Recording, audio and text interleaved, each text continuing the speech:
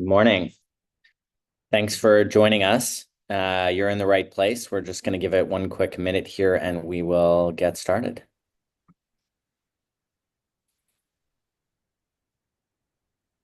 Depending where you are in the world, I hope your Monday started off well.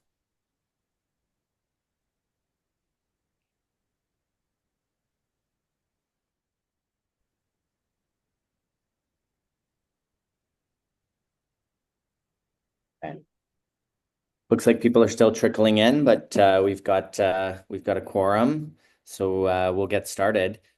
Good morning, and thanks for spending your morning with us. We're pretty excited about this conversation, unlocking customer engagement, and what makes a lot of sense to me about this topic and the panelists that we've got assembled here for you today that I'll let introduce themselves in a second is just the idea that these days, the kind of customer experiences that people want to lean into repeatedly are the kinds of things that glean engagement for our brands and our businesses. And that is what leads to the kind of customer loyalty that gives you an advantage in the marketplace. And so I think you're going to hear, from Maegan and Ben on sort of both sides of the counter, how we go about instigating the kind of engagement that we're looking for out of customers. There is some instructions you'll see in the chat if for Q&A, if you want to feed questions in there. We may handle them sort of in flow or save some of them up until the end. But maybe one of the first things that I'll do is have Maegan O'Neill and Ben Granger just say hello to folks, let them know where you're coming from, maybe what you're excited about in this conversation. Yeah, thank you so much, Sean. I am very excited to be here, especially with Ben, because this is a topic I think so near and dear to both of us. I lead the Global Insights team over at Bond, and we have been delivering the loyalty report for what is now its 14th year. So paying attention to what consumers really care about when it comes to the brands, the ways in which they're engaging, the ways in which they're demonstrating their loyalty, and in return, customers demonstrating loyalty back, is such a rich topic for us to talk about, and the importance, I think, of the role that the representative is going to play in that moment and the ways that we bring that experience to life for the people who work for us as the brands in order to deliver that for our customers, I think is a really fascinating subject. And I'm excited to be here with Ben to chat further about that today. Ben, you want to give some context and say hello? Of course, yeah. Well, hey, everybody. I'm Dr. Ben Granger. I'm the Chief Workplace Psychologist here at Qualtrics. And as been alluded to, my focus is really on the employee experience. That's what I was trained to really focus on. But in the nature of the work, and you'll see this as we talk, the nature of the work we've been doing was really about how do we connect the employee and the customer experience. And I think you'll be very interested to see what both we have found at Qualtrics and what we've done with our research and what you'll hear from Maegan from what Bond. So I'm very excited about this topic. Really excited to be here with you all today. Yeah, me too. Thanks for that, guys. And maybe just as we get into this topic today, which is largely going to center around, who understanding the humans underneath that and why, what motivates them, know that there is a 3-part series that this is the first part of. The second one is going to be on CX Day, where Carrie and Ryan will dig into a little bit more of the how. And in November, we're going to have Keenan comment on sort of what's next for how to go about this with some of the tools that are helping augment human beings' ability to serve one another and cater and tailor the way that we communicate, the way that we service, and the way that we experience each other's brands.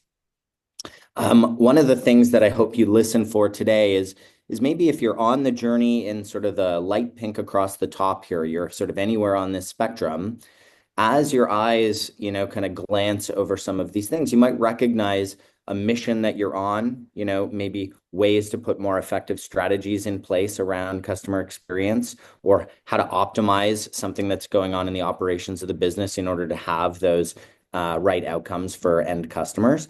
And you're going to hear Maegan and Ben kind of give different perspectives from different angles about how when we work together with clients, we can do anything from help them gain clarity on sort of the tasks at hand to more tactically increasing market share and some of the things that loyalty has classically been tasked to do. So listen for those things as we talk about how experiences breed engagement that wins loyalty with customers. And I'll also have you listen for a few different sources. Maegan is going to share insights today, a lot from the loyalty report, a little bit of market examples out of the market intelligence subscription. And you'll hear moments that matter raised a couple of times over this series. The moments that human beings, customers of various brands are telling us really punch above their weight and matter more than most. And we're checking some of those things that we're hearing from customers with the way that they're behaving in the spend patterns and the ways that they choose to vote with their wallets out of that Wallet IQ data, all of which is going to be underpinned by a lot of work that Ben and the XM Institute at Qualtrics have put in to understand frameworks and methodologies of how human beings are motivated, what makes us tick, similar to the way that we do that with a loyalty orientation in the Behavioral Institute. And so you'll catch stats and facts and things all the way through here, mostly from this set of places. Maegan, why don't you introduce people to kind of one of these sources that'll be kind of dominant in today's conversation? Yeah, we're going to start by sort of anchoring into the loyalty report and the data that it provides us on an ongoing basis, because part of what this helps us understand is trajectory and the ways in which things have been shifting in a year-over-year perspective. So this year's report, as I mentioned, was our 14th year. We were out to over 20,000 US respondents. We do have this for Canada as well. So if we have folks joining from Canada, we'd be happy to share Canadian specific results if you're interested. And they evaluated over 360 programs for us within this year's study. And what we're looking at are the ways in which customers are telling us they are experiencing great customer experiences through the loyalty program that they're participating in, or that it's not quite living up to where their expectations are. And we've been continuing to evolve these frameworks so that we can understand things like some of the unstructured data that we now know we're all starting to try and pay attention to. We've done that through capturing social sentiment on some of these programs, so we can understand not just the data, but the conversation that's winding up happening in different places with members or active participants in those brands as a way to give the richness of insight that we're looking for in combination with spend data to really help bring this to life. So we're going to start actually with the view of, the person who's responsible for operating the program or the loyalty marketing or the customer experience and what they're seeing right now from their perspective. And definitely there's a focus in the market on optimization is where it's at. They're being asked to do more with the same or less. So budgets really aren't expanding, but the asks of the engagement of their customer is from the business. The business is looking for more engagement, more avenues for engagement, and therefore that investment is really having to work harder than it's ever worked before. They're being asked to create this focus, capture the consumer's attention, and really maintain it in a very noisy, busy marketplace. We know that people are participating in more loyalty programs than they ever have before. They have a very high interest in loyalty with their attitudes and behaviors, but it also means that there's more competition in that space to really be trying to capture and retain that customer's attention. And then we see this need to keep up with customer expectations. The marketplace keeps evolving. There are new solutions, new experiences coming out that are driving expectations amongst customers. But what we've seen is when you do a lot of disruption into a program, the airline industry, as an example, had a fair bit of disruption in their loyalty programs over the last 12 to 18 months. That creates confusion. That creates a lack of confidence that I know what I'm getting from that experience. And so it's maintaining this balance of being innovative enough to keep pace, but also not changing so much that your consumer starts to have some confusion about the value that they get. Yeah, fair, Maegan. And I'm sure Ben's going to have a perspective as we go through about, what it's like to be on the other side of that counter at the lounge, facing those people with missed expectations. Absolutely. And we see from our data, when we look at the spend behaviors associated with these attitudes, that there's only going to be more pressure happening in the wallet in the short term. So consumers are willing to try new brands, but it's not that they're actually increasing spend significantly. It's that they're starting to fragment the places that they're spending at. So we're going to continue to see this pressure where the wallet fragments. You're looking to really retain or win some of that share that's come available. And it's your loyalty program or your customer experience that should really be helping you do that. So under this guise of some pressure happening, pressure in the wallet and the expectation of the brand experiences that they're going to have, how are we making sure we're really delivering on those expectations and winning that customer loyalty going forward? When we talk to the customers, when we talk to the members, here's what they're telling us. Competition is fierce for their attention. It's fierce in their wallet. It's fierce in all the partnerships that are being launched into market. Their attention, they can tell, is really being, sort of battled for. And therefore, it's a question of almost following the bouncing ball over all of these ways in which brands are trying to get them to pay attention. The emotions, though, are kind of fickle. There's a lack of differentiation that's happening in a number of those experiences. That means they're not really feeling that the brand cares about me. That's a challenge with over-rotating into something like a financial benefit. It doesn't actually say you care about me. It's more of a mass opportunity than it is an individual one.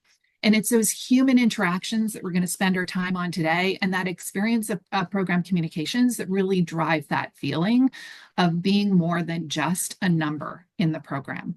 And that's where that relevancy comes in. There's a shift in expectation around personalization. It's not just my name in a birthday email. That's great. That's appreciated. But I now have an expectation of a tailored journey. And if we think about how much people are engaging with brands in digital componentries and then coming into an in-person experience, how are we managing to maintain that expectation of the journey and how that experience comes to life for them when they actually walk in person? So that's a new experience and challenge that we're seeing consumers really have a high expectation of in the marketplace. So this is one of the key insights from this year's report. Few members actually feel like they're important, and it's those human moments of interaction that actually matter most. So while we are having more and more digital engagements with brands, it's when we get in person, face to face, that those moments are the ones that are truly impactful. And more digital solutions, including AI, don't necessarily solve this challenge. The consumer is really looking for a reflection of the relationship they want to have with your brand when they're coming into those in-person moments. Meg, maybe let's use this as a moment for you and Ben and I to get a sense of, just from our audience, we've got a good group of people here and a nice cross section from kind of different industries and whatnot. Give us a sense of how much of a priority is this topic in your organization? How much are you talking about the customer experience delivery? How much are you wrestling with problems associated with it or thinking about the opportunities? Just on a scale of 1 to 10, that'll help us maybe calibrate a little bit of the rest of the discussion. Give that a sec. There's no wrong answer, by the way. Just want to make sure we're fine-tuning the level of detail.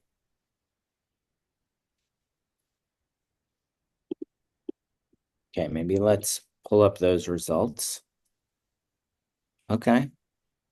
So pretty high, right? We're talking most people sitting above a 7, 8 out of 10. And I would imagine if you're in some of the conversations that each of us are in, even if you're talking about something else, it's probably a next door neighbor to the experience that customers are having, maybe just one step removed or an adjacency. So thanks for that. Wanted to make sure that we were tuned into the right tone. Maegan, maybe contrast that with the way that customers have been feeling about this topic. Yeah, as we've been tracking this through the report, what we've seen is that the importance of that representative role has grown exponentially over the past few years. So when we did this study back in 2020, it was the 22nd most important driver out of 37. As of this year's report, the rep making me feel special or recognized is the second most important driver when it comes to the experience of I am loyal to this experience, to this program. So that rep experience has really grown in its importance, and we continue to see it move up, which is why I think, the attention and focus of those on the call is in the right direction, because it's this experience that really is a very important driver. So when we have a look at the data, it's obviously that in-person experience, that frontline representative who's having that interaction most frequently and most importantly with the customers. I think what interested me here was that we have this perception around the ways in which we're all using apps, or we're all on websites, and we're all online shopping. But when we ask people about their engagements with representatives, are they in person or are they not in person? You can see across high frequency, actually all three categories, but particularly high frequency and medium frequency, they're talking about in-person interactions. And so those tools that connect them to people digitally aren't necessarily the primary ones that they're thinking about when they're actually thinking about these moments that they're interacting with the brand. And when we click a little bit deeper, so one important cohort is, of course, our customer group. Another cohort that is a little more specific are those who are credit card holders, be they a bank-branded credit card holder or a co-branded credit card holder, which does get into an even more complex situation. And in this scenario, we're actually talking about the fact that the majority of interactions shift. So when we're talking about bank-branded programs, those ones, the majority of interactions are actually happening in a non-in-person setting. So this is a call center representative or a tool that I am using in order to get the information and solutions that I'm looking for. The co-brand experience is sort of the most elaborate one, which is that you have both the brand that is being represented by the co-brand, you have the bank that's a part to it. The representatives from both can be in person or not in person. And so there is a real importance to the consistency and the opportunity for those employees to shape the overall loyalty and engagement that customer has across multiple channels and multiple brands. And it's important that they really do work together. So we start to see some of this opportunity, but also complexity, I think, come into play. Meg, there's a framework that you and the team are often thinking about when your sleeves rolled up in the work with clients. Maybe just socialize this with folks and let's see if it sparks anything in the chat. There's lots of good questions so far. Fantastic. Yeah, I mean, there's no question that digital solutions are still an important part of your customer experience delivery. And I had this interaction actually with a client the other day who said, no, I was able to go onto the website and find what I needed and solve my problem right away. It was so efficient. It actually was a really valuable experience to me. I didn't want to have to call and talk to someone and explain. And so when the challenge is simple and when the answer is relatively lightweight, virtual can be an optimal solution and can solve for a number of quick things that, not only help the customer win, but also take that lift off of your employee's plate. But as we get to more complex and more immersive challenges, there's no question that your customer is looking for a human. I know, Sean, we've shared this story before where I called a bank I have a credit card with and got the automated system. And he said to me, the voice, the AI voice said, tell me what your problem is. And I told him what my problem was so he could direct me the right way. And he said, I don't know that problem. Pick another problem. Right. I mean, that is a problematic experience. Yeah. For AI. So once again, if the challenge is simple and we know we've got a lightweight, easy to understand answer, then that's a great place for digital solutions, but humans are still really important to this equation. So how are we doing? This is a little more around performance. And this shows us where there's lots of opportunity. And we do like to think of it that way, as lots of opportunity. But when we ask this question and get a top box score around, is the brand actually being successful in this delivery of the reps making me feel special and recognized? Only 21% of Americans strongly agree that the program they were assessing, the reps really did make them feel this way. Now, when they do feel this way, we actually see incredibly strong outcomes. So a 5.7 times lift in the loyalty program score and a higher retention score of 4.3 times. So really strong outcomes when we deliver on this. The question is, how is it that only 21% are delivering on this experience? And we can dive quite deep into this data. We can actually get it down to a brand level if the brand was included in the study, but we've included some of the sort of larger vertical performance as well, just down the side of this slide as well. So you can see a bit comparatively how different verticals are doing in this particular performance as well. But I think this is where that opportunity comes together to build the employee experience into the delivery of a customer experience that really helps you win in this place, rather than being not part of the 21% that are doing it well. So Ben, maybe with your lens on the world, let's talk about, the idea of scaling that up, making that something that is consistently happening on the other side of a counter. What's your perspective on that? Yeah, excellent. Well, this is going to tie very nicely into what Maegan's already shared and probably won't come as a surprise to anybody joining today. But Sean, I think you nailed the question, which is how do you scale that? How do you bump that 21% number up to be much larger? And naturally, if we have thousands of employees, tens of thousands, hundreds of thousands across all different corners of the globe or even a country, that's naturally becoming a challenge. Now, through the work that I've done, and I've alluded to this in the intro, the work we've been doing with our customers to try to bring employee and customer data together to figure out this mystery of why is it that engaged employees create engaged customers and why that leads to financial performance. That's really led us to some really interesting learnings that I'd like to share with you today. So the first is really anchored on a very probably a pretty familiar model. Some of you may be very familiar with the service profit chain. And that was a model that was published in 2008 in the Harvard Business Review. But this is an adaptation that you're seeing on the slide. But really what it is a model that explains why. Why does employee experience have a downstream effect on customer experience? And I believe helps us answer that question of how can we scale this? And what it basically shows is very intuitive model. As you kind of look at it from left to right, you can see this chain of events that happens, that when we take care of employees, when we support them, when we enable them, they are more engaged, they engage in better behaviors, they engage in more consistent behaviors over time and across space. Customers pick up on that very naturally.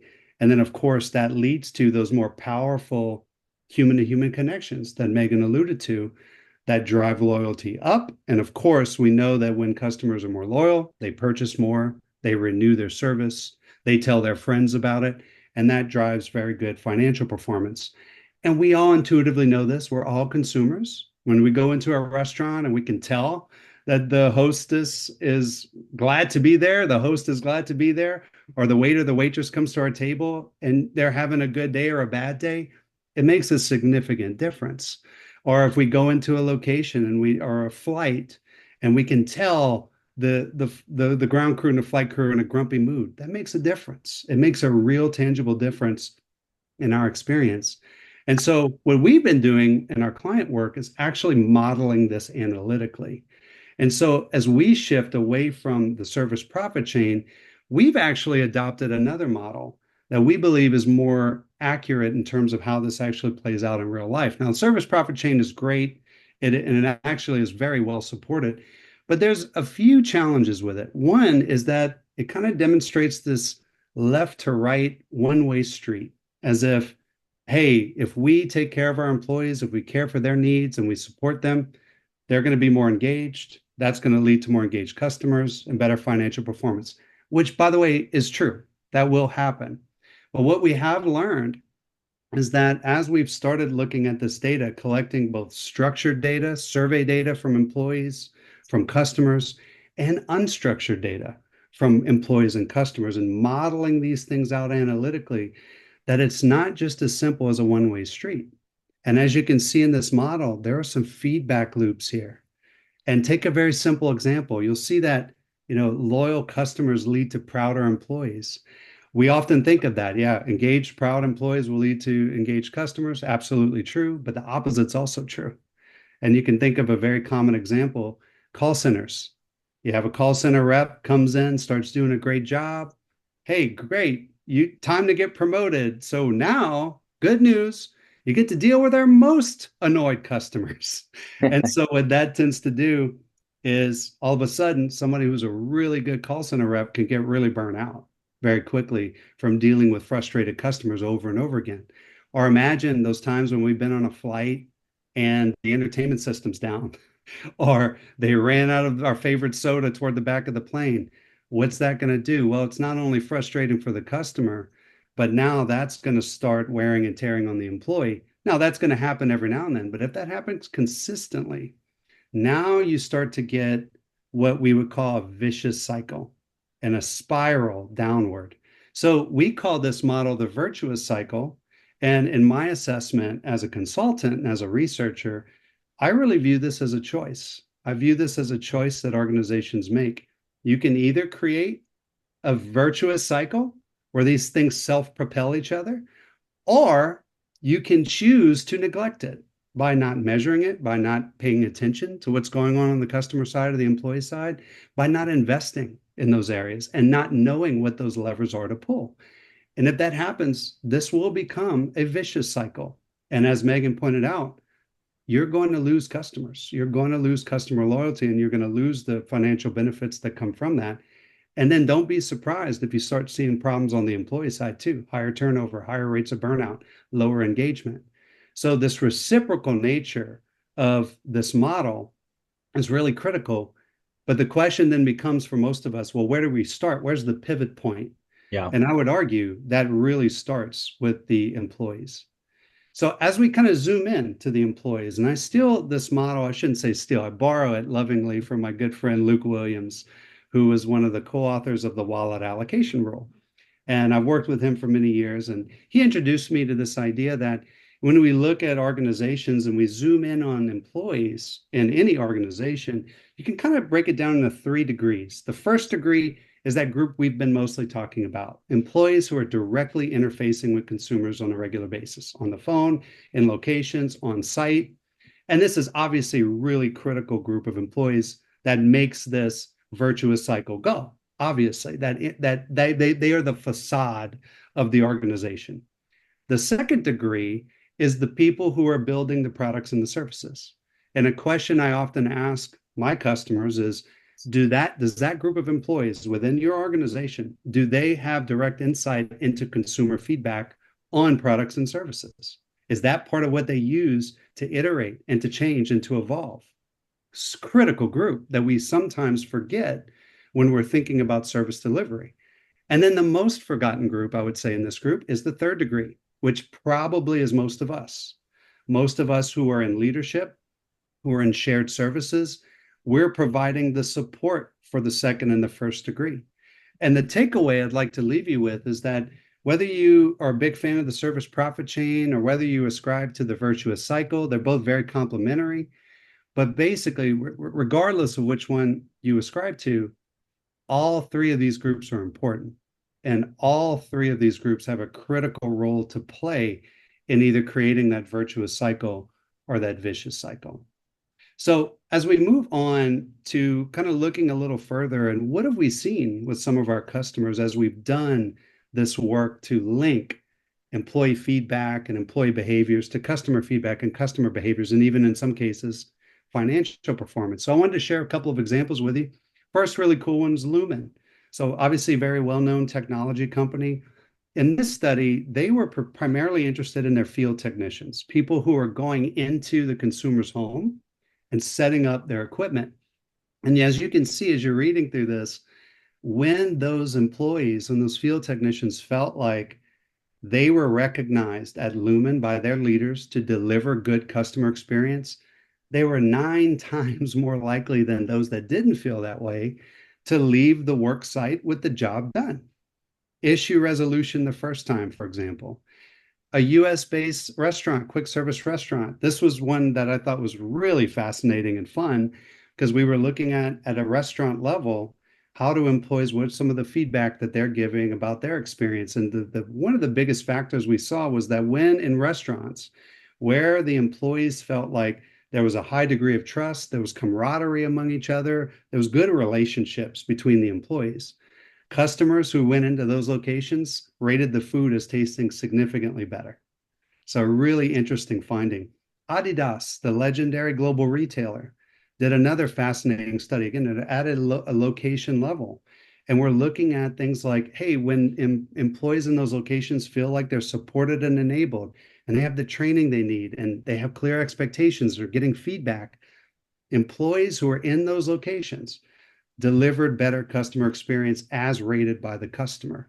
One quick snippet, and I think this is a really important lesson, is that enablement was really critical when paired with autonomy.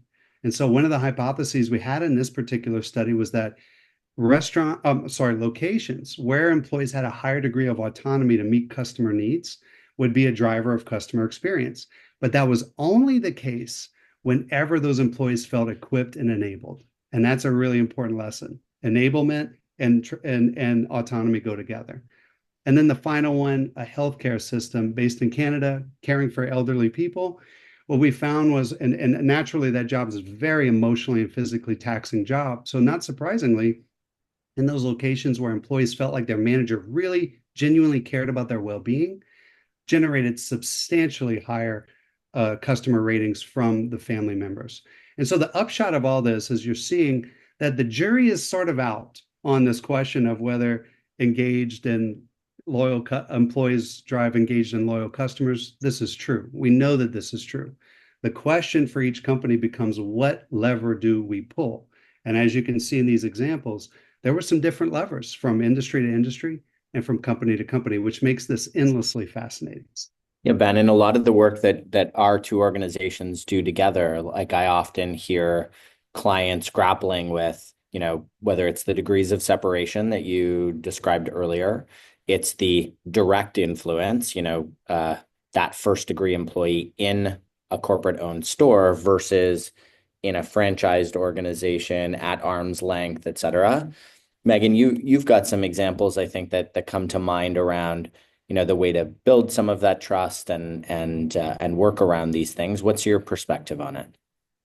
Yeah, I mean, there are very different examples in market. And as Ben was saying, it really does depend on what is the lever that's going to shift the opportunity within your organization. And we've got an example here of Aftership, who took the idea of, helping customers understand where the delivery of their package was at and digitized it in a way that means the customer's on that journey. They know every step of the way, exactly where their package is, when it's coming, et cetera, which reduced all of the calls or the messages or the chat asks into the employees to tell me where my package is, right? You've got this gradient, you have this understanding. It's a really simple interface for the customer, but also then alleviates some of what Ben was talking about, which is, the employee then having to deal with 20 different customers chasing after them to find out where their package is. They don't have to do that anymore, which now means they have focus and energy for the things that can create bigger impact amongst the loyalty to that relationship. And another thing that Ben was referencing was about, that autonomy and the ability to deliver the experience and the service that you think is what the customer is really looking for. And this example is around Lululemon and the fact that they actually call their store staff educators. They're not salespeople. They're actually not trained as salespeople. They're trained to help educate the customer, but also to understand the customer. So they literally go through training where they learn a whole series of questions to understand what the customer is really looking for. What are they trying to use the product for? What matters to them? And then they understand the product at a level at which they can explain the reasons why this particular product will help meet those needs. And they also have the right to that first contact resolution. And so if you're an employee of Lululemon and a customer comes to you with a problem, you are supported and entitled to solve that problem the best way you can. And that means from a customer experience standpoint, you're not trying to get passed off from one person to the other and find the person who can approve the thing that you need to get approved. That first person who comes up to you and says, welcome, can I offer you any assistance today, is the person who will solve that problem for you in a way that satisfies both you and, in the end, them as well. They feel really good about the interaction where they just took a problem for a customer and turned it into a solution that built a good experience for everyone. Totally fair. And I think, a word that both of you used, I think, as you were walking through some of these market examples, was just the notion of trust. Ben, from your perspective, You see a lot of organizations endeavor to build that trust in order to generate the kinds of engagement that we're describing in some of these examples. Give us maybe something to think about around trust, the concept of trust. Yeah, and this is my favorite part because this is where we really get to nerd out a little bit, which is one of my favorite things to do. But Sean, you're exactly right. I think a lot of this, as we do our work in supporting organizations to build consistent, good employee and customer experiences, that theme of trust comes up over and over again. And I might just start with kind of the conclusion here. The overarching conclusion is that if you're trying to build trust with a consumer base, you have to first build trust internally. I don't think it's biologically possible to build trust outside of the walls of an organization if it doesn't exist inside. And we're going to see why that's the case. But one of the things we've done, naturally, we do a lot of research on trust when it comes to whether employees trust their leaders, whether they trust the direction of the senior leadership and the future of the company. And on the consumer side, as an outcome measure, do what drives trust among consumers, and what does that trust lead to in terms of behavior. So we do a lot of this work, and one of the questions I started asking very early on in my venture in this work was, when I'd be in front of groups like this, I'd say, well, hey, define trust. And I learned through trial and error that was a really dumb question for me to ask. Because what would happen if I was in a group of 100 people and I asked 100 people to define trust independently? You get about 100 different definitions. But a better question I learned to ask that I'd like to leave you with is, what does it feel like? What does trust feel like when you're on the consumer side? Or from an employee perspective, what does it feel like to have a trusting relationship? So I've learned this is a much better question, and we'll answer why that's the case. But what we have learned is there's a lot of research on this. So I'll touch on these really briefly. When you look at Brene Brown, I think many people know Brene Brown. Written many books. One of my favorite is Dare to Lead. And in that, she talks about her braving model. And really, a lot of this is about trust and vulnerability. But she talks about the importance of reliability, that as a consumer, I trust my brand, or I trust the person I interact with on a regular basis because they're predictable, they're reliable, they stay true to their values, and they're giving. They care about what I care about. They're generous, in other words. Zanger and Folkman is another model. They were looking at it more from a manager and employee perspective. What drove employees to say that they trust their leader? And they talked about three things. One, that there's a positive, intimate relationship. There's some degree of intimacy there. Two, that the leader demonstrates that they have some expertise and show good judgment over time. And then three, very similar reliability, that are consistent. They do it over and over and over again, which is really important to people. And then James Davis, who's kind of looking at it more from an academic standpoint, from a business school perspective. And again, you see similar things. Does that entity have the ability? Can they do what I need them to do? Or are they benevolent? In other words, do they care about my interest? And I loved that example of Lululemon, because that's a great example of that, where they're not sellers, they're educators, and they're there to help the consumer get what they want out of it. That's a great example of how you can operationalize this benevolence and why that's going to lead to trust. And then, of course, integrity. And so we've taken all these models, and there's many others, but we've taken all these models and we've combined them into one that we use whenever we measure trust. And you'll see similar themes here. Competence. Do the employees, in this case, do they demonstrate that they know what they're talking about? Do they know their products? Do they know what discounts are available?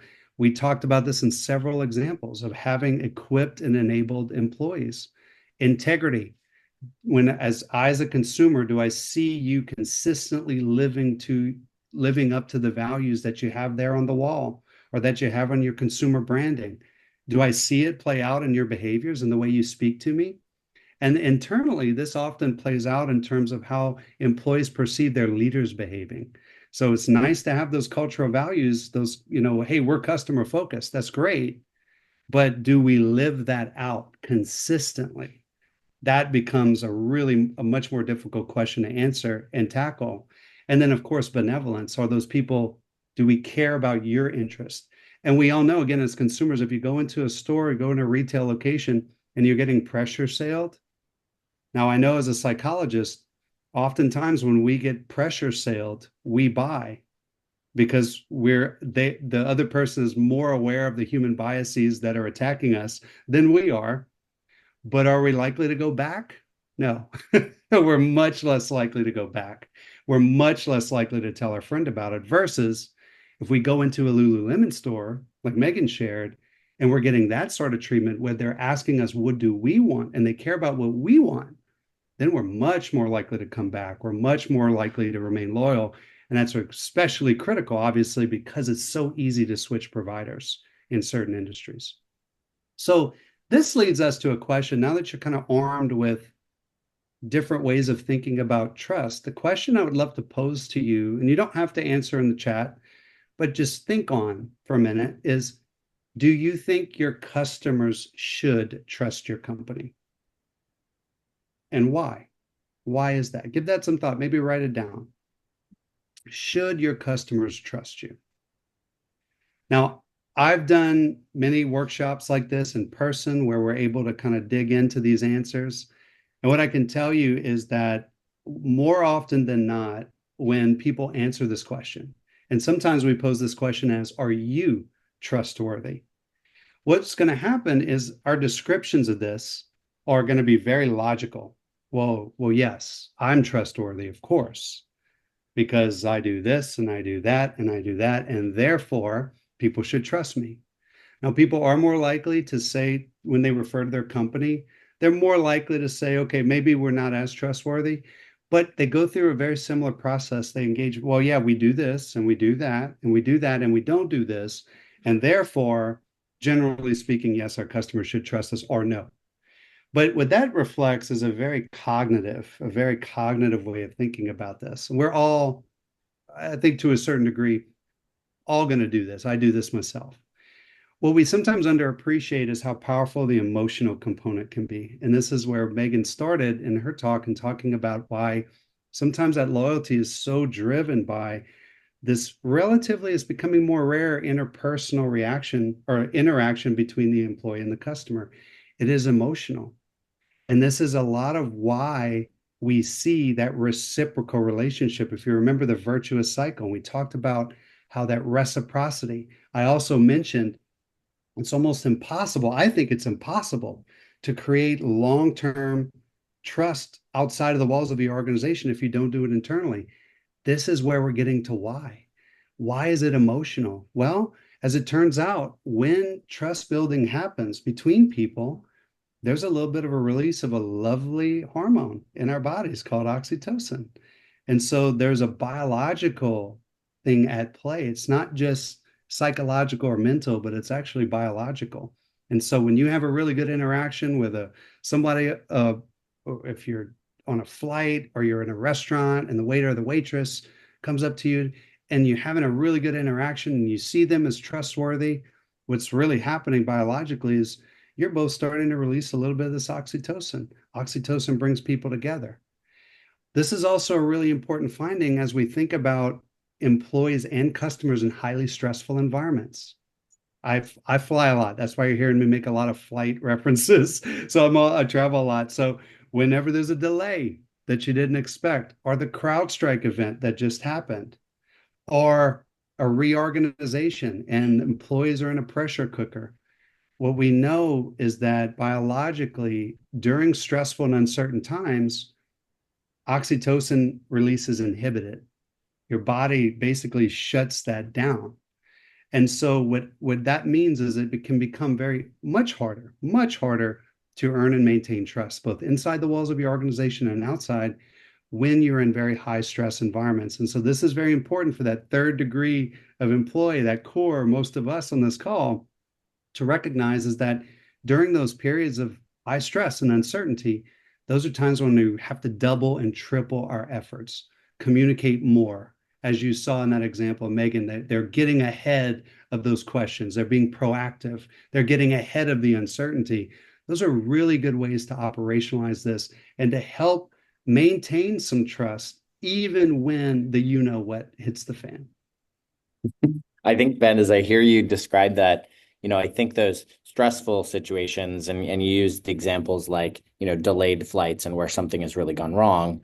And Megan, I know you and I have had a lot of conversation about like it seems strange to be having a loyalty conversation when we're talking about new customers, but new customers come in that same kind of uncertainty, not maybe not as extreme as the stress that Ben just described, but it's even in those moments that it feels like you can galvanize loyalty from minute one if you can take away some of that uncertainty. Even your example of a retail, frontline employee asking some very purposeful questions, getting some of those things sort of locked down. Okay, this is what you're here for. I understand your activity. This is what you desire. These things help ground people and get back to a place that I think Ben's describing where, there's the beginnings of some chemicals getting produced between those two human beings. What's another sort of like example or industry where you see some of this coming to life? Yeah, I think it's a great question.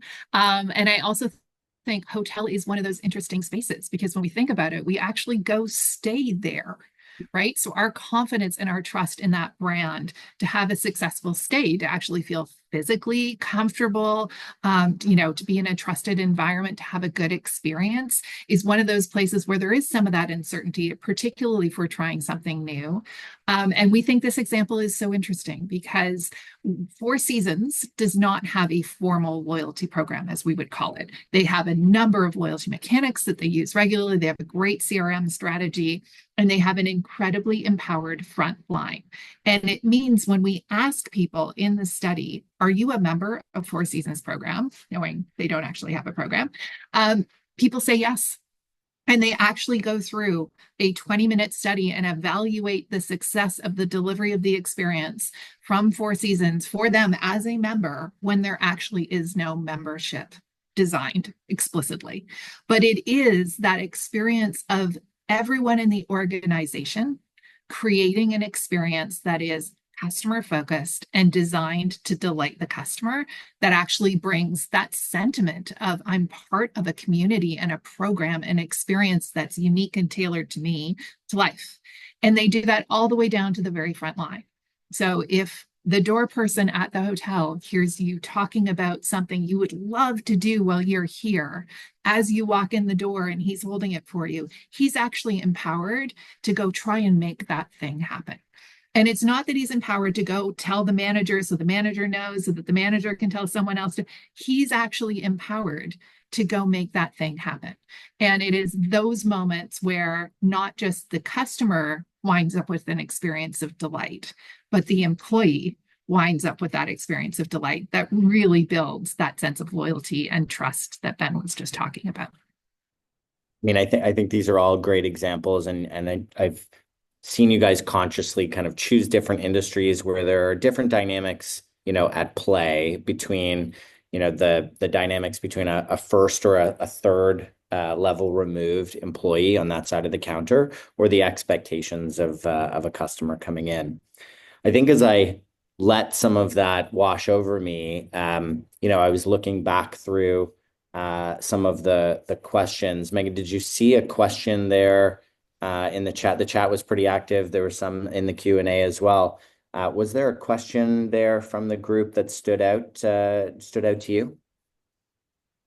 I'm going to be honest. I am presenting, so I can't see the chat. You can't see the space. That's totally fair.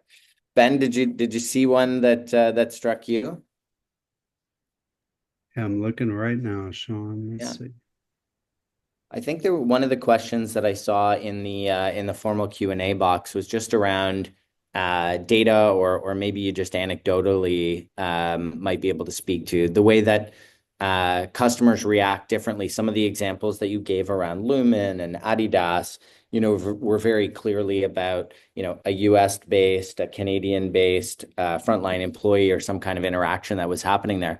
When it's a little bit more removed, when it's somebody handling that call or question or experience from overseas or from out of market, do you see any sort of significant differences in that? Or are there different nuances to the way that customers react to that? What's your sense?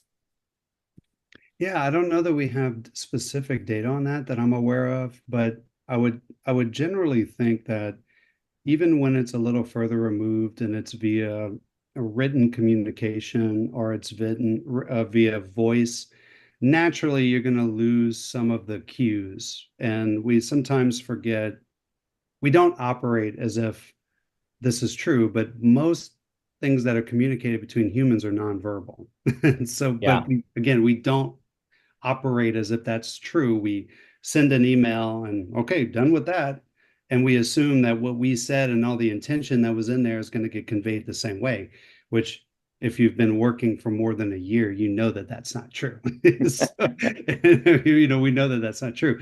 So that does create a new barrier. And that's one of the reasons I think indirectly we have some data, for example, on since COVID, we've seen more challenges with employees with their experience being onboarded, and a lot of this is driven by the Sure. fact that some of them are being onboarded in hybrid and virtual environments, which are good to be clear in some ways, but they also present some challenges because you're losing out on a lot of the body language and the facial cues.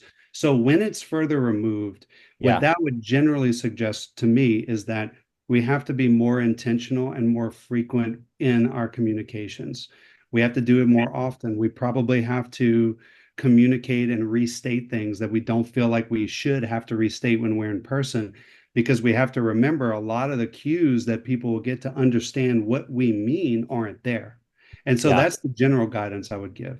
I think that's fair. And as I hear you give that explanation, maybe to either of you, the old adage that sort of says, your most recent best experience kind of creates like a new height, a new bar for every experience thereafter, with the backdrop that you just, declared we've all experienced over the last 4 or 5 years. How do you think about that? Do you think that's still true? Do you think that that last most recent great experience becomes the new bar for the rest of the experiences you expect from any brand? That's a really good question, and Maegan would love your thoughts too here. But this is one of those areas where we do a lot of research within the XM Institute.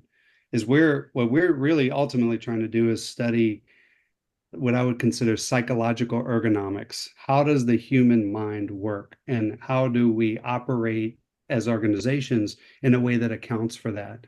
And so, one of the really fascinating things that we've learned through research of others that others have done, like Daniel Kahneman and Amos Tversky, Richard Thaler, and Cass Sunstein. Some of you may be familiar with those folks, but we've learned about this rule called the peak end rule. And what that basically means, that's just a fancy way of saying that when people are going through an experience and we have our experience like while we're going through it, that's different than after the experience ends and then we go on about our day and we're doing something else and then we're asked about our experience. And now our experiencing self goes away and our remembering self comes to play. And the remembering self is much more likely to remember the peak emotional point of that interaction. That might be negative or it might be really positive. What was the peak emotion? You may have heard that statement, people might not remember what you said, but they'll remember how you made them feel. There's a lot Sure. of truth in that based on our data and that peak end rule. And then the end, what happened at the end. And that's partially, sometimes you hear that called recency bias. So we're more likely to remember what happened. There's primacy bias and the recency bias. But that peak end rule very much plays in terms of when we're measuring experiences for our customers.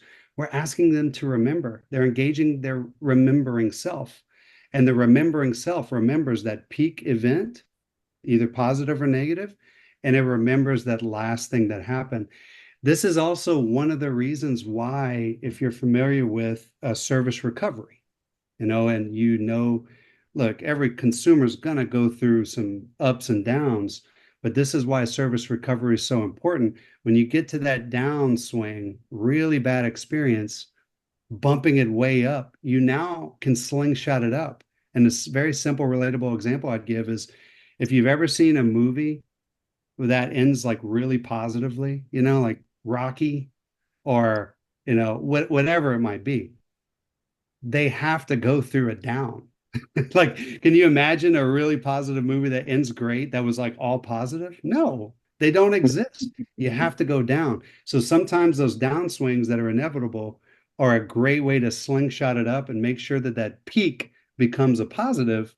And by the way, a good way to drive that peak is to make it a human to human personal interaction. Um, that's more likely to drive an emotion than a machine interaction. Yeah, Megan, I know that, we spend a lot of time, our friends at Qualtrics spend a lot of time looking at both structured and unstructured data around this.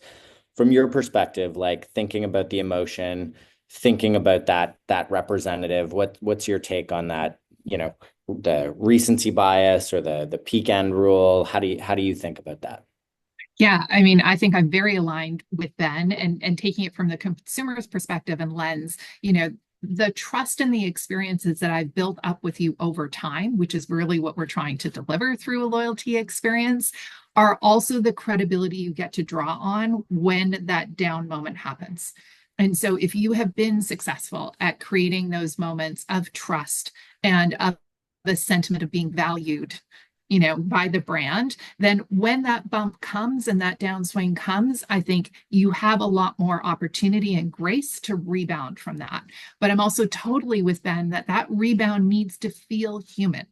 So even if it does have to happen over a digital interaction, that's where that relevancy and personalization comes Yeah. into play. If it feels generic, if it feels like a form letter, if it's here's 50 points, we're really sorry. No, it's got to have the human moment in it.